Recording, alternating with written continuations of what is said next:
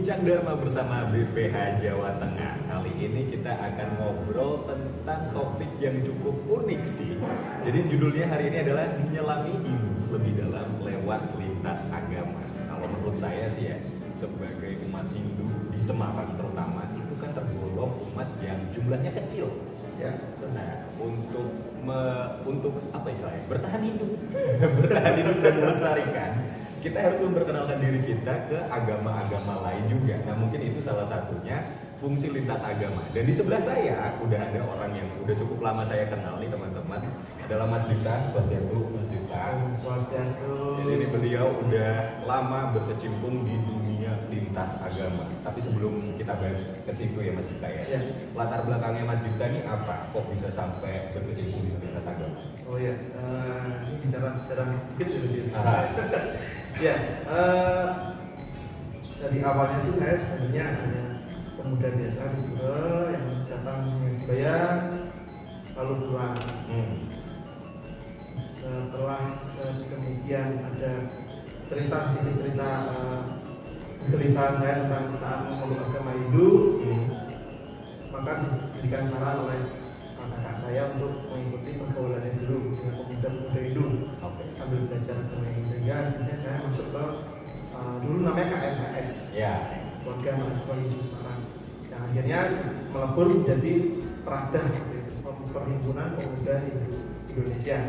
Dan di situ saya mulai mengikuti semua kegiatan pemuda, dan saya banyak sambil berjalan itu saya juga banyak belajar agama Hindu dari berbagai sisi. Itu juga di luar materi pelajaran agama yang ada di Pura. Jadi sekolah agama itu bagian saja, sisanya saya sering ke kuil-kuil, ke berbagai macam jenis agama, jenis aliran yang ada di Hindu. Saya belajar sendiri dengan teman-teman, ada beberapa, sehingga saya banyak sekali referensi Hindu yang ternyata sangat dalam. Tapi saya merasa masih ada yang kurang gitu. Terus saya sampai menjadi ketua Prada, dan di situ ada satu kesempatan yang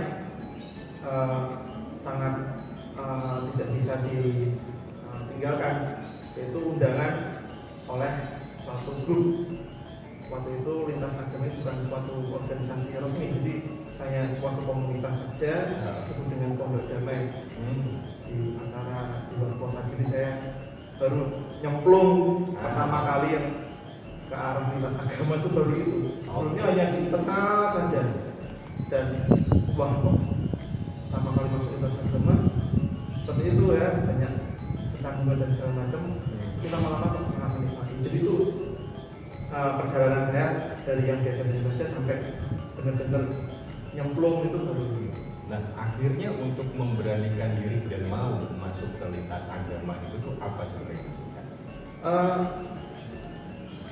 Secara jujur itu saya masih menemukan ketidakpuasan ketika saya belajar sendiri. Ketika sastra, guru dan sadu dalam belajar beda itu ada 3 langkah itu yang tidak bisa salah satu saja. Yang dimana sastra saya sudah belajar secara kitab, guru saya sudah mencapai beberapa guru, dan sadu itu maksudnya pergaulan itu juga saya sudah melakukan. Tapi kok pergaulan ini saya masih ada yang kurang. Saya kok ada yang kurang menyentil saya untuk lebih dalam lagi belajar agama Hindu. Nah, dalam lintas agama itu justru banyak insight yang ada di dalam pikiran saya, itu muncul ide-ide, ada suatu pandangan-pandangan yang ternyata jangan-jangan di Hindu ada, jangan-jangan di ini ada. Jadi sehingga baru saya banyak ide-ide yang di agama ini mengajarkan tentang ini, baru saya belajar di Hindu dan ada. Jadi malah jadi semakin mencintai Hindu dari teman yang beda agama. Itu cukup unik pengalamannya. Karena banyak hal yang didiskusikan, akhirnya mencari cara sendiri. Di Hindu ada nggak ya seperti ini ya, ada nggak ya seperti ini ya. Itu kegiatannya ngapain aja Mas kalau misalkan di lintas? Kegiatannya itu waktu itu hanya lebih banyak berputar di masalah saling mengenal. Jadi kita tidak ada sama sekali debat ya. Itu dalam organisasi komunitas itu kita sudah sepakat bersama-sama. Yang akhirnya saya kan juga masuk ke dalam panitianya segala macam. Itu sepakat ada satu hal kunci yang tidak boleh dilanggar kode etiknya, ibaratnya begitu, yaitu berdebat. berdebat tentang akidah, tentang agamanya. Jadi siapa benar siapa salah. Kalau debat itu kan mencari siapa pemenang gitu. Ya. Siapa benar siapa salah gitu. Kalau yang salah berarti kalah gitu. Tapi kalau diskusi, nah bedanya dengan diskusi kita kan mendapatkan saling brainstorming masing-masing dan mendapatkan pencerahan dari sisi lain. Jadi saya makanya bagi saya tuh pergaulan kita dengan lintas agama lain, ibarat kita itu seperti laki-laki baru tahu dia laki-laki seperti apa ketika dia mengenal perempuan. Oke. Jadi kalau mau dianalogikan begitu ya, putih itu tahu benar-benar putih ketika dia ketemu hitam.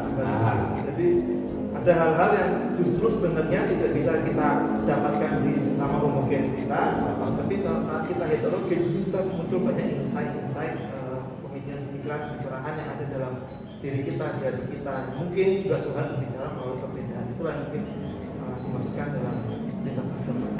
Ini ada yang menarik. Tadi Mas Dita sempat bilang ada satu hal yang masih kurang menurut saya di dalam diri saya ketika menemui homogen. Berarti dalam di sini tuh adalah Hindu. Ketika bertemu yang Hindu semuanya kok bisa masih merasa kurang. Boleh nggak dijelasin apa sih sebenarnya yang kurang itu sampai akhirnya udah aku lintas agama aja.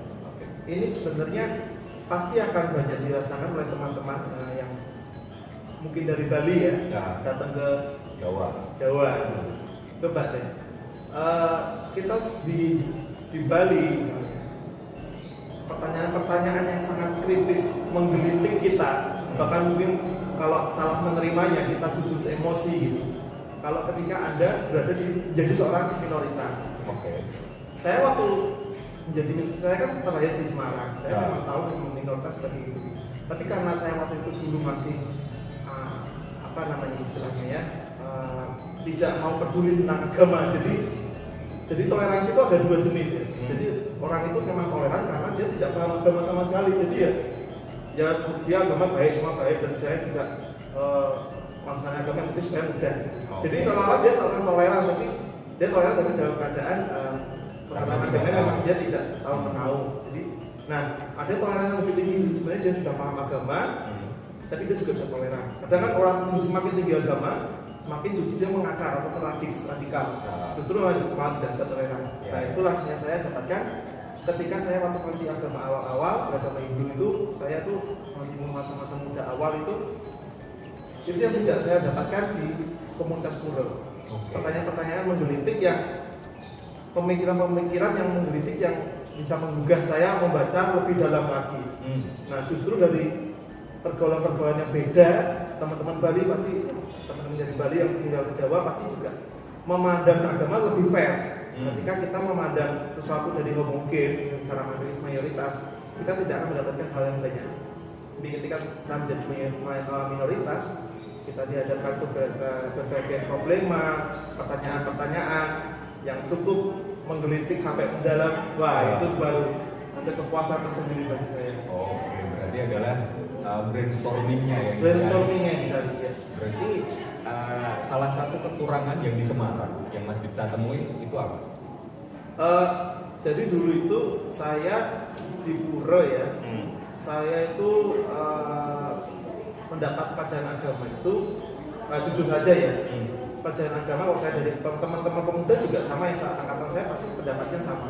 Pelajaran agama di saat sekolah minggu itu cukup terasa permukaan sekali. Sedangkan kita itu zaman itu banyak sekali sekarang disrupsi seperti disrupsi milenial, disrupsi teknologi digital, tantangan baru yang membuat pemikiran anak muda zaman sekarang dengan pemuda yang zaman dulu berbeda. Pemikiran mengkritisi agama, mengkritisi logisme dari agama. Karena agama itu kan sifatnya spiritual yang tidak bisa dilogikakan dengan saintifik. Nah, makin kesini anak-anak kan banyak mempertanyakan hal itu. Cara pembahasan itulah yang tidak saya dapatkan waktu itu. Kalau agama itu terus kesan hanya tri ini, tri itu, catur ini, catur itu, panca ini, panca itu. Penjelasannya pun sangat mengambang waktu itu bagi saya. Sayangnya saja juga mungkin nggak mudah. Caranya saya yang cocok saja, itu bukan salah gurunya. Karena memang sudah standar pengajaran seperti itu. Sayangnya saja ya mungkin saat itu tidak sesuai dengan cara itu, maka saya cari cara lain. Mungkin anak-anak lain mungkin ada yang cocok, tapi kalau saya waktu itu tidak cocok. Gitu. Karena dari kecil saya sudah orangnya kritis, karena mungkin ayah saya juga orang tipenya kritis, jadi banyak hal-hal yang sifatnya dibenturkan juga dengan saintifik maupun logis dan juga permasalahan sosial yang nyata. Nah, di saat itu pelajaran yang saya dapatkan, diskusi-diskusi sesama umat yang berpura itu masih kurang dalam lah. Berarti banyak hal yang ngebuat Mas Dikta sendiri sebagai umat hidup mempertanyakan kembali ini keberadaan ibu kayak gimana sebenarnya kita? Yes, ada satu masa di mana saya sudah ada di zona abu-abu. Saya padahal sudah maksudnya ikut perada, ikut belajar agama, tapi waktu itu memang belum banyak saya mendalami sekali ya agama itu, baca kitab pun baru seberapa. Tapi di saat itu saya sudah masuk ke zona abu-abu di mana agama ini agama yang gimana sih kayaknya kok remeh gitu. Kayak nggak bisa menjelaskan apa yang jadi problema manusia modern. Namun entah mungkin karena memang karma saya dan Tuhan memberikan jalan, diberikanlah beberapa kebetulan-kebetulan yang ajaib. Saya berada guru spiritual, ada juga kitab suci yang bisa saya baca dengan mudah. Dulu tuh saya baca kitab suci itu rasanya apa sekali. Entah saat itu tuh banyak kitab kita sudah habiskan. Gitu. Panisat beberapa. Jadi waktu itu benar-benar entah kenapa kok bisa lancar sekali. Nah di saat itu juga padahal saya waktu itu juga sedang koas. Koas itu pendidikan kedokteran yang sedang banyak benar-benar ilmu juga banyak masuk. Jadi kapasitas otak yang saya terbatas ini kok ya delala bisa saling nyambung gitu ya, nerimanya enak ya. Nah mungkin itu satu dari beberapa juta orang saja, dan saya tiru juga. Saya pengalaman saya mungkin seperti ini, pengalaman teman-teman nanti akan datang masanya dengan cara yang berbeda. Berarti kapan seharusnya kita mulai sadar nih, berarti apa yang aku perhatiin dari omongan Mas Dikta ya, Mas Dikta ini untungnya punya kesadaran untuk mempertanyakan agamanya sendiri dan mau mempelajari. Kapan kita harus menyadari momen hal kayak gitu? Jadi gini, memang sih kenyataannya itu teman-teman tuh kan tahu ya ada namanya tuh dari yoga itu kan ada macam karma yoga, ya bhakti yoga, jnana yoga, dan paja yoga. Teman-teman pemuda sekarang itu lebih percaya kepada Tuhan itu dengan cara yang karma yoga saja, asal berbuat baik pasti masuk juga lah, atau moksa lah. Bagi dia dengan hanya berbuat baik, tidak perlu jnana atau belajar agama baik, apalagi meditasi dengan rasa yoga ya. Atau mungkin bakti yang lebih kita ngayang di pura, ngayang dan segala macam seperti ini. Seperti Mas Wais itu kan sampai tingkat ngayang ya, bantu di rekaman. Jadi bagi anak muda sekarang tuh yang penting hidup baik aja, itu masih taraf karma yoga saja. Nah itu yang perlu dinaikkan ke teman-teman menjadi grade selanjutnya, menjadi bakti, menjadi jnana yoga dan paja yoga. Harus komplit ini. Kalau salah satu saja memang susah maju spiritual, dan saya pernah di fase itu. Untuk mencapai kesadaran itu, untuk mempertanyakan atau Brahma Jinasa atau bagaimana sih Tuhan itu, apa sih kebenaran absolut itu. Nah itu pertanyaan itu memang ada dua cara. Pertama dikejar. Dikejar ini dalam artian gimana?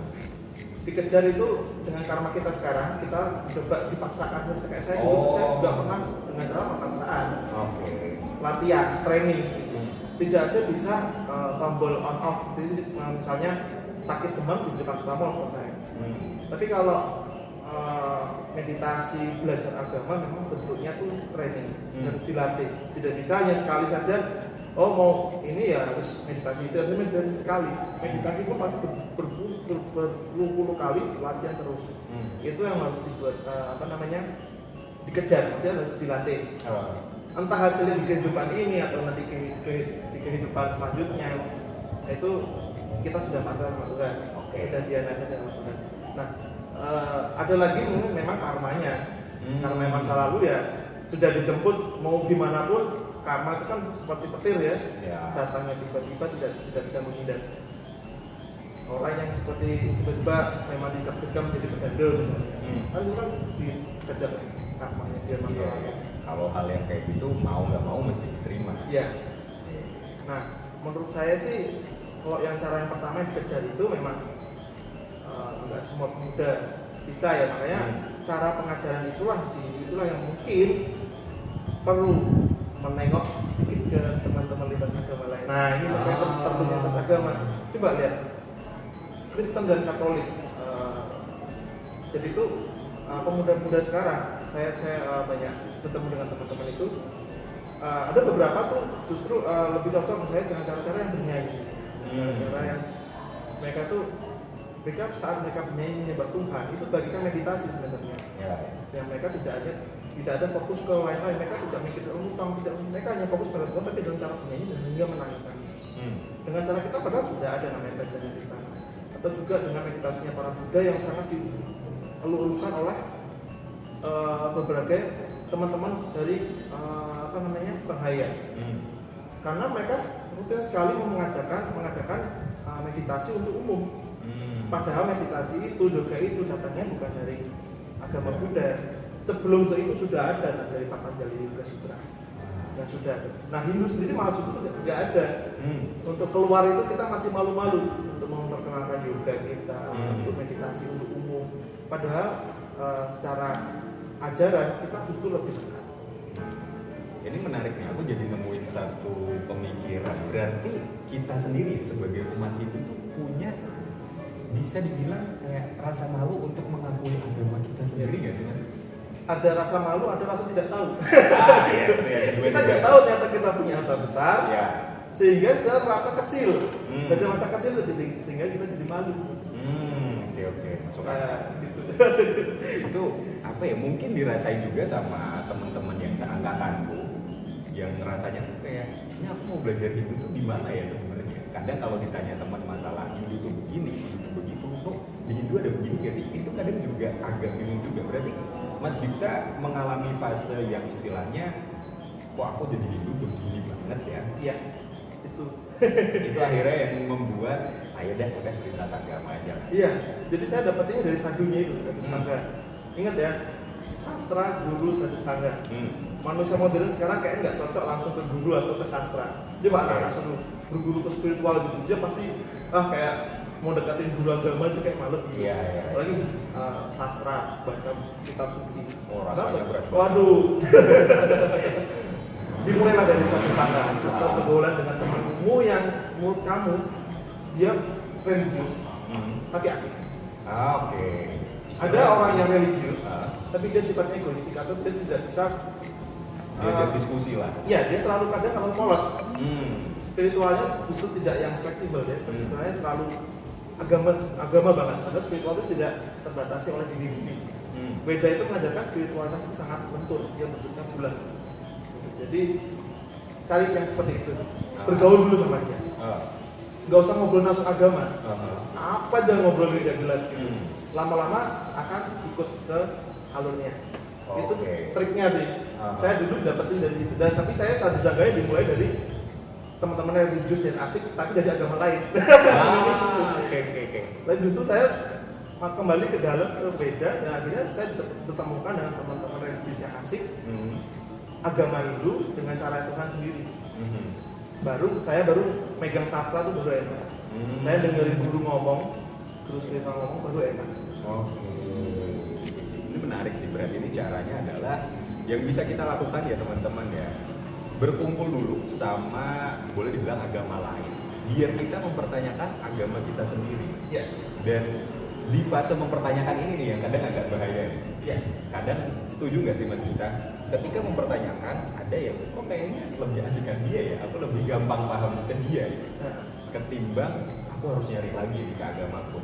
Nah ini biasanya teman-teman yang gampang terjebak, udahlah aku ikut ke sana aja. Nah itu yang bahaya. Jadi ketika mempertanyakan, kayaknya ya balik lagi ke diri sendiri dulu ya Mas Dita. Dan pastinya ada punya orang tua. Orang tua Anda kan juga salah satu guru pertama Anda gitu. Tanya dulu beliau. Kalau mereka kurang bisa menjelaskan, cari dulu teman-teman yang sekiranya bisa menjelaskan. Kadang memang, nah ini ada susah ya, susah ya.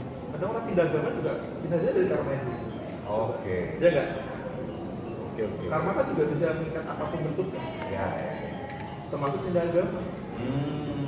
Oke. Tapi ingat loh, itu ternyata banyak orang juga yang pindah agama itu, masuk agama itu, dan juga dengan cara mereka berhasil mendapatkan banyak pertanyaan yang dari agama yang sebelumnya tidak bisa dijawab dan masuk agama ini. Jadi kan ada yang aneh ketika Anda masuk pergi ke agama lain karena tidak menemukan jawabannya di agama kita. Padahal orang lain mendapatkan jawabannya yang tidak dapatkan dari agama mereka. Dari agama kita juga. Nah, Ya. itu. Nah, coba deh tanya dulu deh. Sampai kalian pindah agamanya karena itu, nah kurang dalam nih carinya coba. Kayak ini diskusinya udah mantap banget nih teman-teman ya. Udah lumayan juga. Mungkin Mas Dita ada pesan-pesan nggak buat pemuda Hindu terkhusus yang ada di Semarang? Ya, teman-teman temanku yang sedharma atau Hindu, fase kalian itu pernah saya rasakan. Saya pernah di fase yang sama. Ketika melihat agama Hindu itu sebagai agama yang terlihat terkesan kuno, ribet, dan juga datar-datar aja membahas isu sosial, apalagi dihubungkan dengan logika dan saintifik. Kayaknya itu nggak ada hubungannya, yang terlalu mitos sekali. Teman-teman kalau misalnya mau membaca, mau bergaul dulu deh, bergaul, kemudian nanti bisa membaca, menemukan guru yang tepat, teman-teman akan merasakan spiritualitas Weda itu luas banget, universal banget, dan bisa merangkul semua makhluk di semesta. Dan cari momen itu, kalau misalnya ngerasa kita menunggu karma, itu kan bisa waktunya bisa berjuta-juta tahun kelahiran. Kejar aja dari sekarang. Tidak ada kata terlambat untuk mencapai tahap di spiritualitas di pemuda-pemuda itu, nggak ada kata terlambat. Umurnya udah 40 tahun, 50 tahun, kejar aja sekarang. Siapa tahu karma itu jemput tahun setelahnya gitu, dan kita nggak ada yang tahu. Usaha aja dulu dengan cara yang asik. Hindu tidak harus dengan cara yang ngantuk dan cara yang terlalu magic sekali, tidak. Indah banget kalau teman-teman mau belajar. Monggo teman-teman yang dari luar kota Semarang bisa ketemu saya juga kalau mau berbincang-bincang tentang diri nafas. Kalian itu banyak ke sini. Dari diskusi ini ya teman-teman sedharma, saya banyak banget belajar bahwa yang namanya lintas agama itu bisa bermanfaat buat diri kita sendiri dan manfaatnya benar-benar gede. Mempertanyakan suatu hal yang selama ini mungkin kayak kesannya tercuekan, dipinggirin banget. Dari lintas agama itu kita justru malah balik belajar agama kita sendiri, dan jangan pernah malu untuk menjadi agama Hindu, karena Hindu punya harta yang besar banget yang selama ini mungkin kita nggak gali. Nah, untuk mendapatkan harta yang besar itu kita harus berjuang cukup dalam biar kita dapat hartanya dan menikmatinya. Oke, terima kasih banyak Mas Dita. Terima kasih. Semoga kita bisa diskusi lagi teman-teman, dan ketemu lagi di Bincang Dharma selanjutnya. Dah.